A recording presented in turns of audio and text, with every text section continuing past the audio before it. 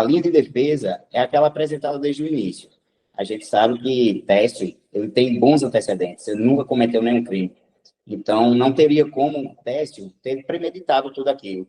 Infelizmente, Técio ocorreu uma situação de surto psicótico, né? Utilizava, fazia uso de remédios, tinha acompanhamento psicológico, bem como seu companheiro Gilson, que os dois, desde 2015, vivem em uma união estável. Isso provado documentalmente. Então, a gente vai aderir à linha de defesa justamente isso, porque, assim, existem provas e existe o conteúdo de toda a acusação, mas existe o da defesa. Então, a gente sabe que, perpetuando a defesa, a gente vai chegar no que se sabe da verdade real, que não é a verdade que é criada, é a verdade em que se transparece nos fatos. Não houve premeditação no crime em virtude do que ocorreu. Na noite do crime, que eu já reiterei, o nosso cliente, Técio, ele é réu confesso, entendeu? Indubitavelmente ele cometeu o ato. Porém, existe a questão do que aconteceu na noite do ocorrido. O mesmo Gilson, ele encontrava-se em crise de ciúme e utilizava e fazia acompanhamento psicológico e ingeria álcool.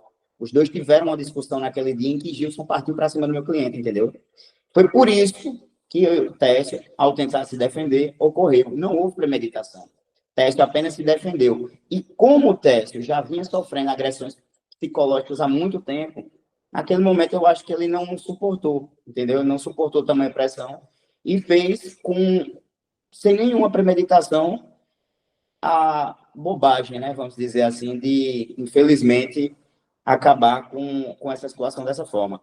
Mas a gente sabe que em nenhum momento Tess premeditou aquilo. Ele apenas tentou se defender daquilo que vinha sofrendo, até porque era uma relação entre uma pessoa de muito maior idade e uma outra pessoa de muito menos idade. Ocorreu que Gilson, na tentativa de ter Técio, né, na sua vida para sempre, não aceitou que Técio terminasse o relacionamento e constantemente vinha querendo que Técio assumisse a relação para todo mundo. E Técio sabe-se que tem um pai muito adoentado, Técio sabe-se que é uma pessoa muito tranquila, que cuida do pai. Infelizmente, acabou que sucedeu dessa forma, mas é ser disso que Técio não premeditou nada porque ele não tem antecedentes criminais. Técio é uma pessoa de boa índole, sempre teve uma vida muito correta. Infelizmente, deixou pecar pela displicência da vida, mas que sejam apurados os fatos da forma correta. E a gente vai estar na defesa justamente para esclarecer. A questão do uso excessivo de remédios com álcool, que Técio já vinha apresentando esse plano psicológico muito grave, que vinha sendo acompanhado, inclusive em postagens em redes sociais, que iria se matar. Nesse dia sucedeu de eles terem ingerido muita bebida alcoólica e, consequentemente, a questão dos remédios.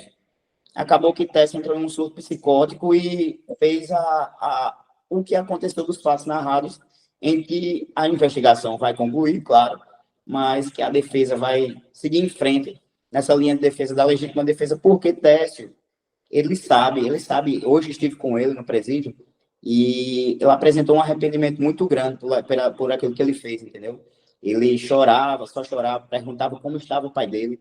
Infelizmente, a gente sabe que a doença mental, as doenças psicossomáticas, estão tomando conta do mundo. Infelizmente, Técio sobrecaiu, né, sobre essa situação e não teve como batalhar contra, mas vamos esclarecer os fatos, e ele vai pagar da forma que tem que pagar, mas na medida da sua culpabilidade, em que ele tenha a culpa na sua medida e que não seja o tanto quanto estão julgando. Os dois iniciaram um relacionamento quando o Técio ainda era de menor. Técio tem 29 anos hoje, né? E eles vêm num relacionamento há muito tempo. Inclusive, na certidão de registro de união estável, lá tem que eles apresentam união estável desde 2015. 2015, Técio tinha 20 anos. E há mais de 3 anos eles já tinham um relacionamento. E, assim, ao decorrer do tempo, eles foram se aproximando, inclusive a morar juntos, né? Como se bem vê na investigação. E, infelizmente, chegou um momento em que os dois começaram a ter atritos constantes, ciúmes de um lado, ciúmes do outro, como toda relação. E, infelizmente, com esse consumo excessivo de remédios para psicóticos, ingestão de álcool, acaba que a mente não resistiu e o corpo padeceu, infelizmente, mas a relação dos dois é bastante duradoura. Há mais de 10 anos já que eles estão numa relação. Essa relação dos dois, como se alastra há mais de 10 anos, sempre a vítima, né, ela veio há algum tempo, durante esse atrito, querendo que Técio assumisse para todo mundo, que você, assim, eles não eram assumidos para todo mundo, porque Técio nunca revelou sua ideologia, sua orientação sexual, entendeu? Ele tinha vergonha. No mundo de hoje, quem diria? Mas Gilson começou a encostá-lo na parede. Vamos lá, vamos divulgar para todo mundo. E Técio não queria, porque tinha medo da reação do seu pai, por estar muito adoentado. Tanto que a União Estável, eles foram colocar em registro ano passado, em maio, salvo engano, do ano passado, entendeu? Então, desde esse tempo em que Gilson vinha acostando Técio para assumir, eles começaram a ter atritos, porque Técio não podia. Acabou que, diversas vezes, Gilson, né, que é a vítima, no caso, infelizmente, tentava agredir Técio, e diversas vezes já humilhava Técio, até em virtude da condição financeira de Técio, que sempre tinha essa dependência financeira, né? Isso, infelizmente.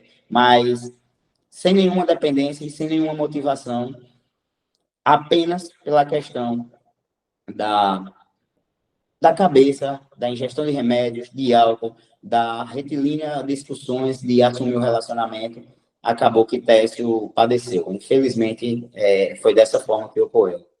A defesa vai seguir essa linha da questão da atenuação da pena, porque, como bem já se sabe, indubitavelmente o fato ocorreu.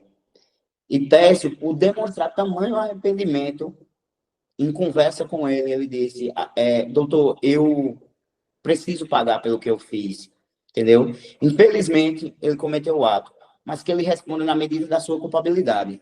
Em nenhum momento ele vai responder por aquilo que ele cometeu a mais.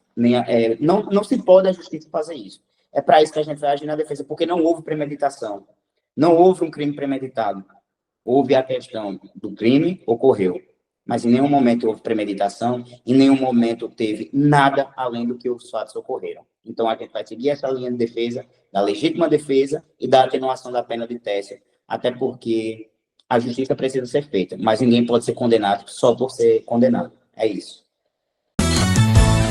Márcio Rangel.